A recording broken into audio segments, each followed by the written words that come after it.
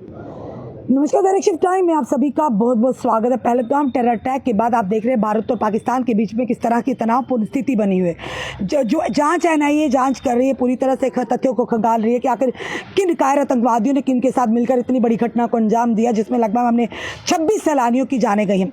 वहीं पर एक बड़ी खबर ये आ रही है कि टारगेट समय और तरीका तय करे आर्मी। तीनों सेना प्रमुख के साथ हाई लेवल मीटिंग में पीएम मोदी ने दे दी है खुली छूट।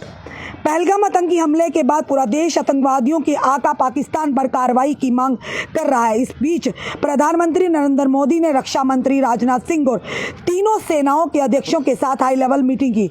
इसमें सीडीएस अनिल चौहान और राष्ट्रीय सुरक्षा सलाहकार अजीत डोभाल भी मौजूद थे। पीएम मोदी ने सेना को दी है खुली छूट।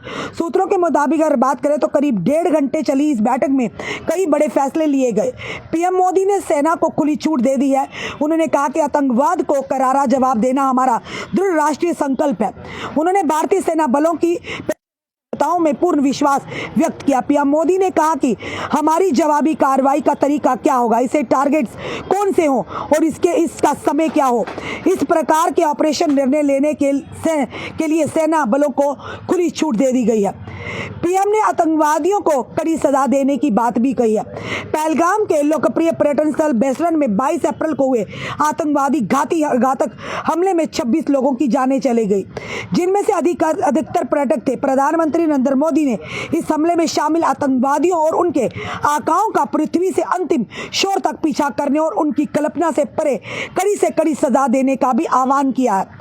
पहलगाम के आतंकियों का होगा हिसाब। प्रधानमंत्री नरेंद्र मोदी की कठोर टिप्पणी और राष्ट्रीय सुरक्षा के मुद्दों पर उनकी सरकार के कड़े रुख के कारण भारत ओर से जवाबी कार्रवाई की उम्मीदें बढ़ गई हैं। पहलगाम हमले के बाद भारत ने पाकिस्तान के खिलाफ कई कदम उठाए हैं, जिनमें से पड़ोसी देश के साथ सिंधु जल संधि को स्थगित करना भी शामिल है। पहलगाम हमले के बाद सैन्य बलों को हाई अलर्ट पर रखा गया है।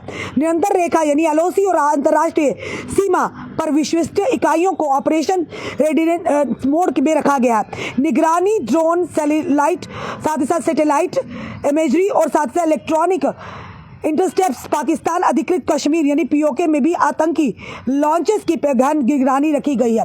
फिलहाल पूरी तरह से तैयारी की जा चुकी है। देश के प्रधानमंत्री करोड़ों जनता का जिन पर विश्वास है, अब यही देख रहे हैं, इसी पर आशा लगी हुई है कि किस तरह से करारा और कड़ा कठोर जवाब पाकिस्तान को। अब हर एक देशवासी चाहता है, चाहे वो किसी भी समुदाय के साथ हो, कि धर्म से हटकर, राजनीति से हटकर एक साथ होके इस पाकिस्तान को नापाक इरादों को, इनके मंसूबों को विफल किया जाए और इनको मुंह तोड़ जवाब दिया जाए, क्योंकि लगातार पाकिस्तान की नापाक कोशिशों से जम्मू कश्मीर की शांति को हमेशा भंग किया गया है। वहीं पर अगर बात करें, अब उन लोगों को भी बख्शा नहीं जाएगा जो देश के अंदर रहकर देश के साथ, देश की जनता के साथ गद्दारी करते हैं।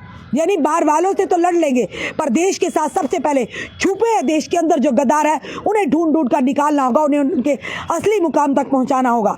फिलहाल देश के प्रधानमंत्री ने देश की आर्मी को खुली छूट दे दी है कि